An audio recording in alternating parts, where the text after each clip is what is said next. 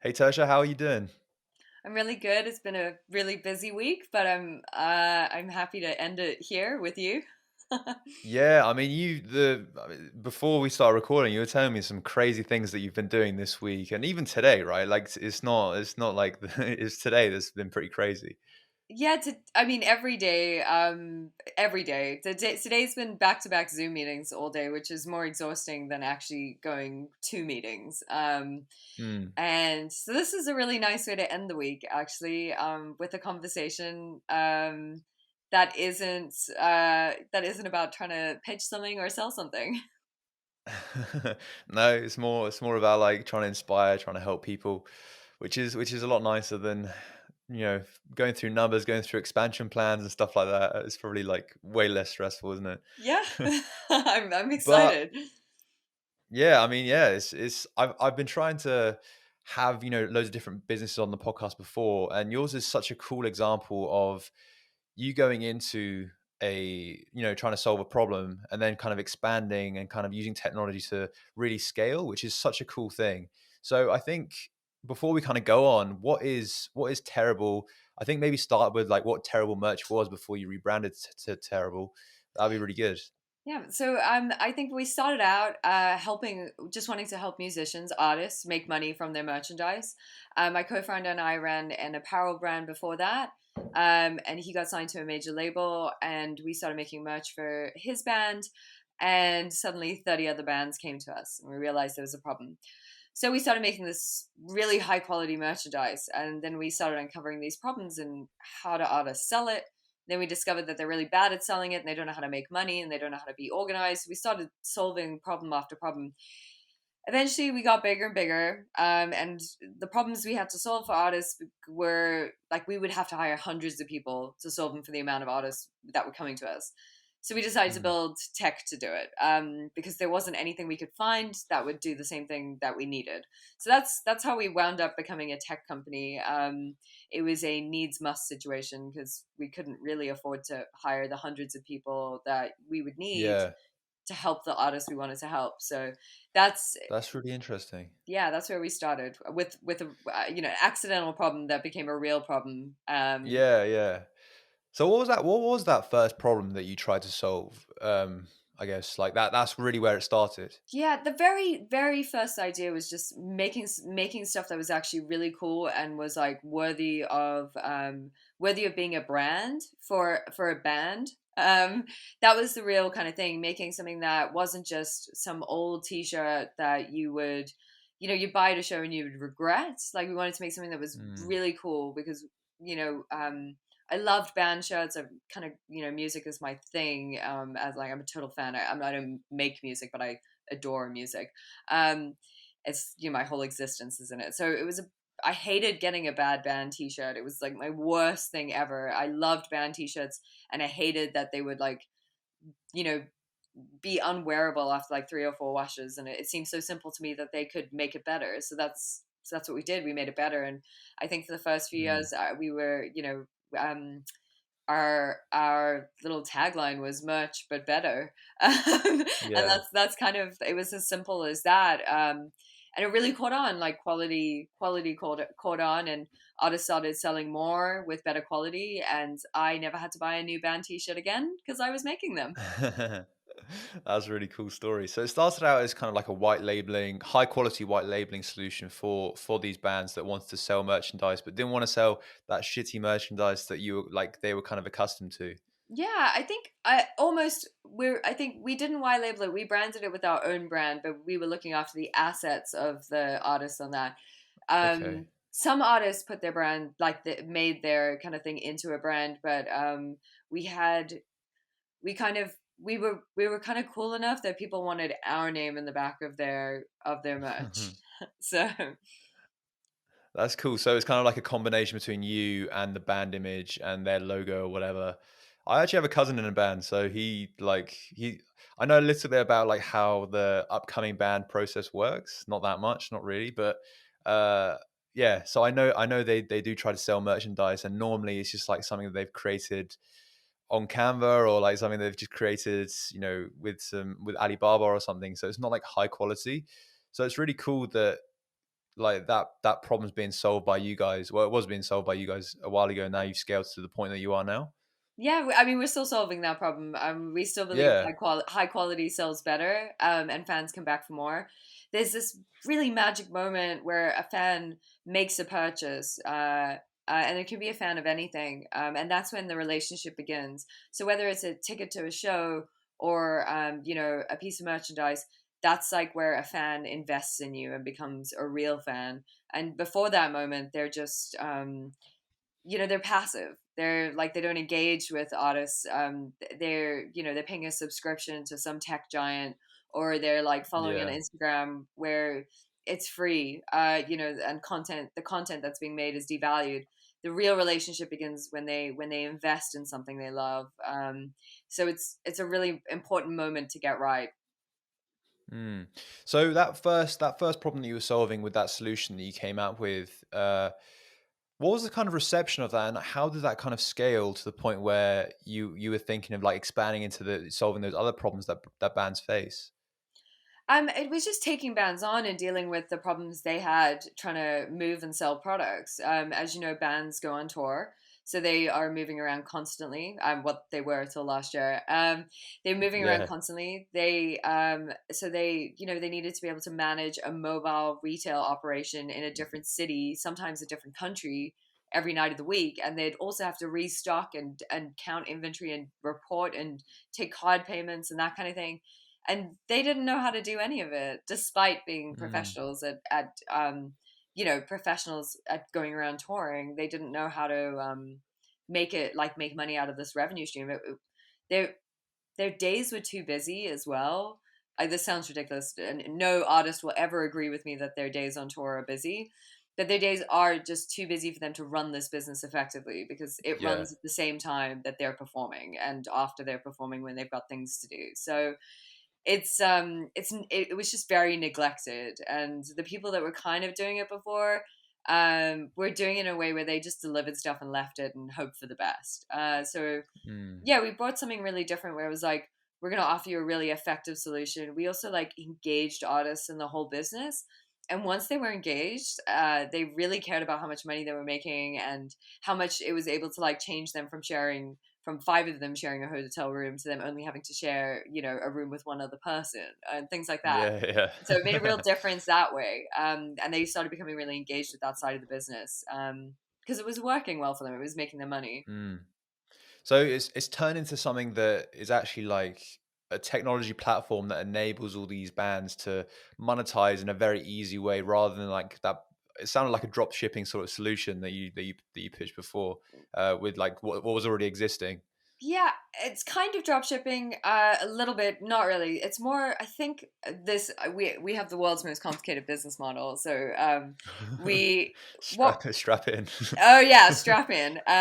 So basically, we still manufacture. We have a supply chain that artists can access, and we always had that. It was wholesale orders, so a bit less drop shippy, a bit more kind of like wholesale kind of to retail sort of operation, which is the least creative industries music thing you'll ever hear about a business in the music industry. But so it's a supply chain solution. It connects vetted, curated suppliers that are sustainable, that don't overstock, that make high quality, that are all over the world. So local to wherever artists are, whether they are on tour or they're just in the US or their fans are just in the US. And then it takes care of everything from logistics to payments. So it'll make sure that the supplies are paid on your side. It'll take care of your schedule. So if you're moving around and Mm, selling things, your schedule can get put in there. And that's kind of applicable beyond just music, into comedians. And then um, it'll take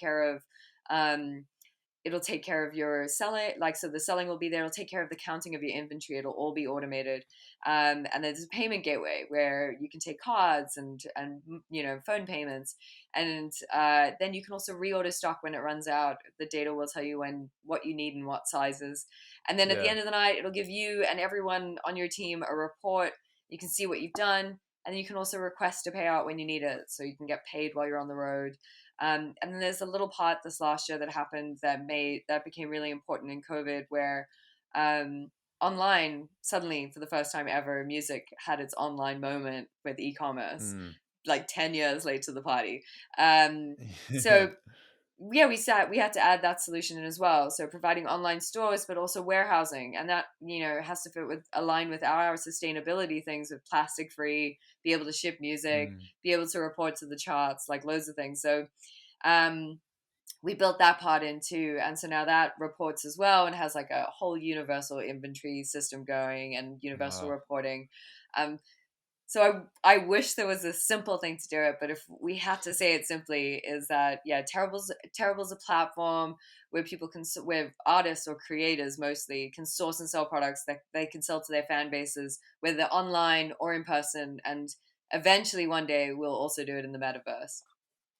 Wow, that's phenomenal. It's crazy how it went from, just like creating merchandise for bands to moving into something that's so overarching. It's got so many different moving parts to take care of every single sort of pain point of, you said comedians as well. So it's like every sort of performer has got this sort of potential to make use of this. That's crazy. How did it go? How do you feel like it's gone from sort of like something fairly, I mean, not small, but it's just like, I guess, smaller scale to what it is now to what it is, today? Because I know a lot of entrepreneurs that would have been, fairly happy, making that sort of like money just from like 30 bands, 40 bands, and then not really thinking about other pain points that they want to solve.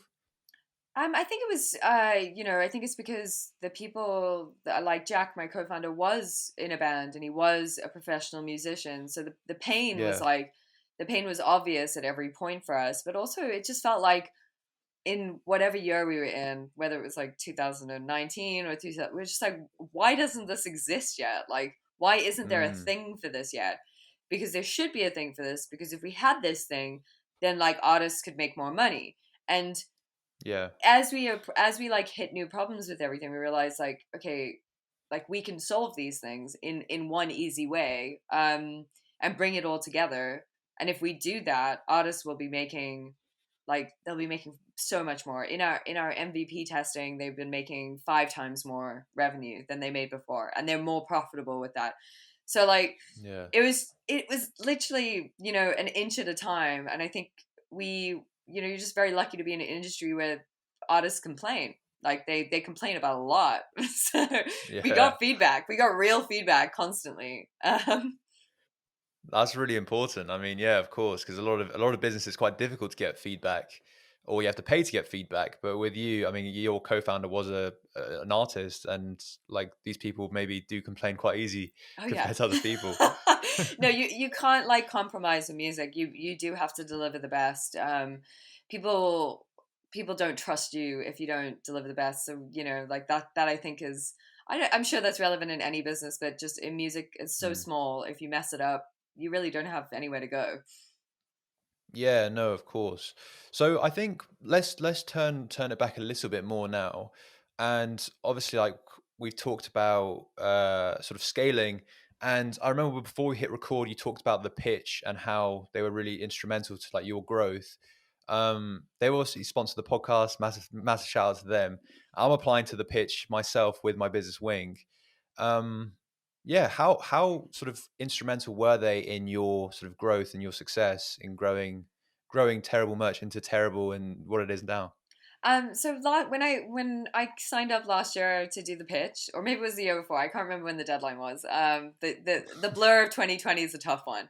I signed up mostly because I felt like, um, I felt like yeah, if I can get in front of an investor audience, I could raise money. That was my main motivation to signing up. And so I felt like the pitch was. It seemed like everyone that has gone on to has been on the pitch and won the pitch has actually been really successful. And actually, for me, I can also say that happened to me. I won it last year, and I've had so many. I have had so many wins since then because of it. But Mm, just the kind of infrastructure around it, the teaching you how to refine your idea into a small thing, how to communicate it quickly and effectively, so it says something. Having confidence and kind of like last year we had to be really creative in our formats because it was just a Zoom video of us and it couldn't be Yeah. complicated or too edited. It really just had to be a phenomenal pitch coming from you without any slides or videos. So it got me to like talk about my business in a way that everyone got it and no one, as I'm sure we just spoke about for 10 minutes, no one got it because it's complex. It's a huge problem and it's a very complicated solution. It's a bit like the Amazon for merchandise, and that's it's a tough thing to look at and get. Um, so Yeah. the pitch really helped me find a way to communicate things, and there's been so much success since then. That the support that they've given me afterwards, the introductions they've made, the mentoring, I'm forever indebted to them and attached to them. I've had so many great things come from where they are as well. But yeah, it was the experience helped me communicate better, and I think communicating any idea you have is probably about 90% of the battle as the Yeah. person whose idea it is. I think that's really important as well because obviously I've done pitches before where sometimes they might not go as well, and they ask some questions that you feel like you kind of hit in the presentation, and it's like trying to communicate quite a complex problem in only like 3 minutes is a challenge in itself. So Mhm. I guess from the pitch or like your overall experiences, how would you kind of, because your business is probably one of the most complex ones that I've probably had on the podcast before, in a good way, right? Yeah. But like, I guess how do you kind of overcome that? I mean, you explain that you storytelling number one, like having a story that people can relate to. That's so key. How we found the problem, how we uncovered it, what was, what our journey was, why this is important to us. Those things all help you communicate an idea. The actual problem solution, what we do thing needs to be simplified. Needs to be simplified into something that is basic. So there's a great Y Combinator formula that's we're solving X for Y by doing Z, and if you can explain your business in that, and it was really tough for us to refine ours down to those Yeah. three things, you can communicate your idea and get to the very essence of it.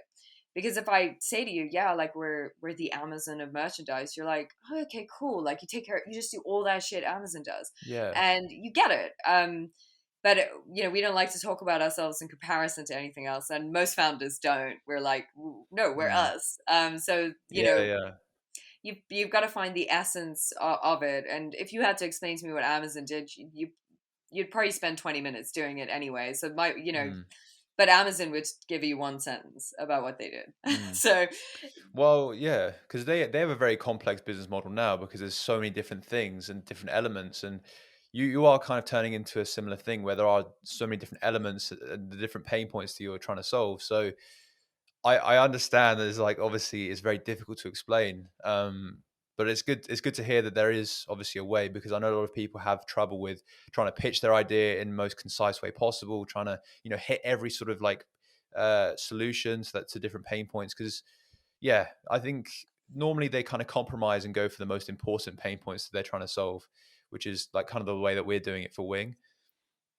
I used to explain our problems in the things the actual pain points.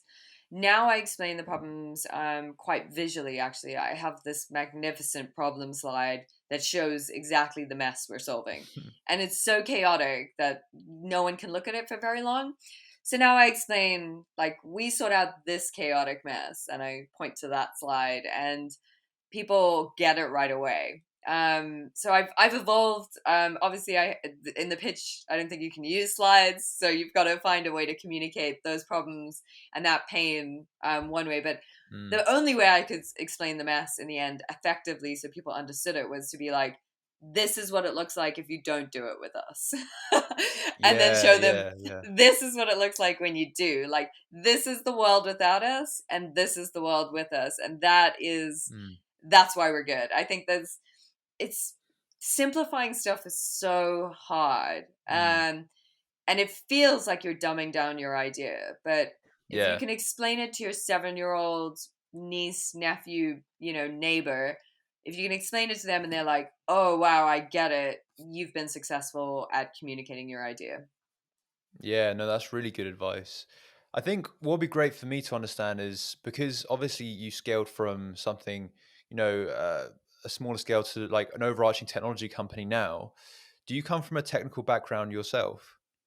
No, No. absolutely not. I mean, So, I so have my a que- phone and I have a so my computer. question is like how, because this is really important as well, because loads of people want to use technology in their business, but either lack the experience or expertise, which is fine. But yeah, I'd love to kind of find out how you kind of wanted to, how you kind of knew a technology company was the next step for you, and how you kind of implemented it and executed it. Yeah. Um, well, I think here's the thing. I think we live in a time, where technology solves most of our problems for us. So it seemed to me that, if I couldn't let technology was doing these things for other things, like if they could stop posting out DVDs and stream them, we could figure out how to take payments, in person with our phones. So Yeah. little things like that. The rest of the world signaled that this existed, so we didn't have to invent anything. What we had to do was put it together.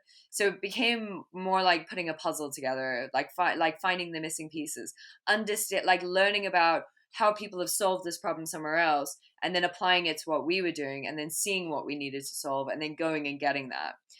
The only Mm, thing about technology is that it's much cheaper than it's ever been to build technology now. But to prove something works, you have to build it because the theory might not always mm, work. So actually, everyone has it much easier these days because they can use a no code platform, which is a bit like building a very complicated formula in a spreadsheet, which you could probably learn on YouTube. Um, yeah.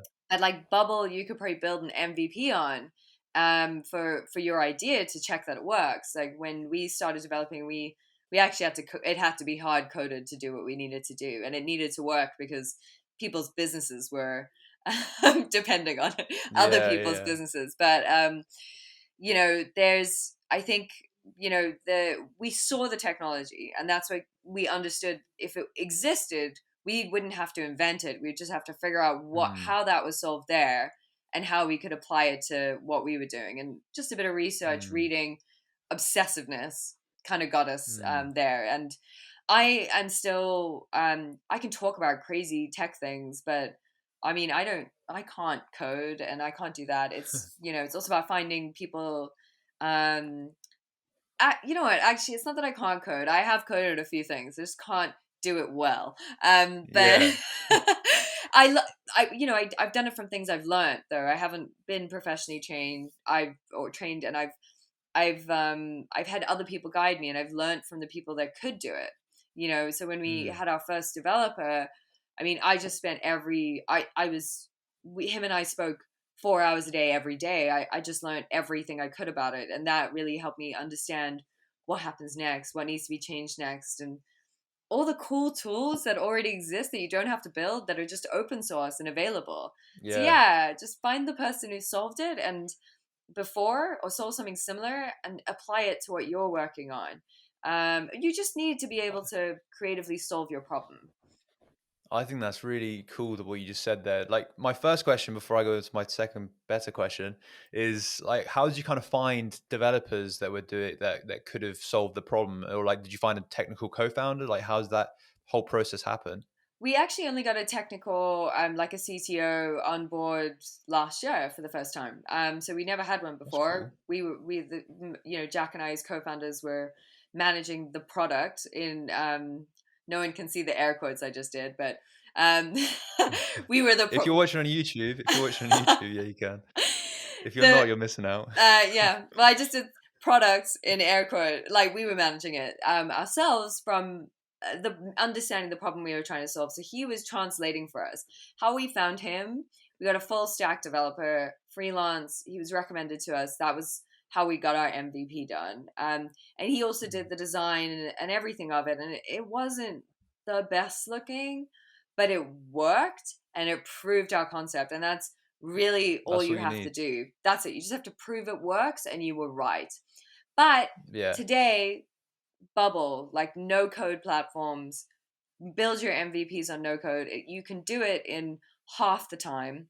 You could do it yourself after spending a few weeks doing some tutorials. You will literally save yourselves hundreds of thousands of pounds. And you'll have something to like show anyone to be like, look what we've done.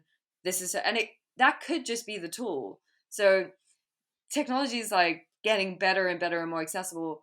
Also, more wildly, if you learn some basic code, GitHub now has a co-pilot coding thing that'll finish your instructions for you. So it Oh, mad. will finish type. It's an AI that can code for you. So embrace all the This is crazy crazy. stuff that's I happening. didn't know that one. Yeah, I didn't know that You got to myself. get on like VC Twitter that's full of this. That's really cool. I loved before we wrap up. I love this thing that you said before of taking technology ideas from other sort of industries or other players or other countries or whatever, and then trying to see how you can kind of translate that into solving your own problem. I think that's a really cool thing that I feel like it's a skill in itself that many people don't really embrace. That you know, you, finding a solution for something else, you can very much translate that into what you can do here. And I Yeah. really love that you did that with this. I honestly I think the world is full of good ideas and people who have had better ideas and people far smarter than most of us, and they've written Mm, it all down and they've shared it, and we can access it now, and we just have to, you know, we have to be sure of our problem, and then it's easy to find solutions. yeah, for sure. Well, Tersha, thank you so much for coming on the podcast. It was such a pleasure having you on. How can people stay in touch with you and Terrible in the meantime? I love LinkedIn, so please find me on LinkedIn. I update there regularly. And that's Tersha Willis. And Terrible's on there as well, and you can find that by me. We're on Instagram as terrible underscore GRP, and on Twitter as terrible underscore group. And we're online at terrible.group. And yeah, you can find me anywhere.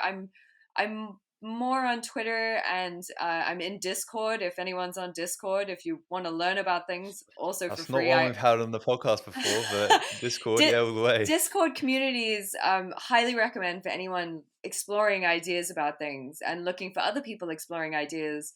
And you'll find those Discord communities on Twitter. So for me, we've grown into the creator economy. So I've joined a bunch of creator economy Discord channels, and I'm learning so much from like my peers, you know, like people at the same level as me or below me or above me, and we talk about ideas about how to solve things and do things. So get I'm on Discord if anyone wants to find me in a community. But I'm also just available if anyone wants to talk and needs 5 minutes for someone to hear their idea or anything like that. I'm so here for it because I didn't get much encouragement. And no, I didn't have a lot of believers, and um, I think everyone underestimated me a little. Yeah. Well, I think a lot of people do, especially like in the early stages. People don't kind of, yeah, people don't really do that. Yeah, Like we published a TikTok on for Wing, and I mean, 80% of the comments were quite nice. It got like 11K views. It got quite a few views. It was just like like why I started Wing. But like 20 or 10% of the comments were like, "Oh, this is never going to take off" and stuff like that. And I'm like, that's quite mean. But like, yeah, I it is was a like, little yeah, but mean. it's like, It's like, what have you yeah, done? but yeah, but I was thinking like it's because this is kind of like an MVP. This is our first product, so it's like it's natural for that to happen. People kind of don't see the next step. People just kind of see what's out there right now. So for you, I guess people didn't believe in you at the start because they didn't think the problem was big enough.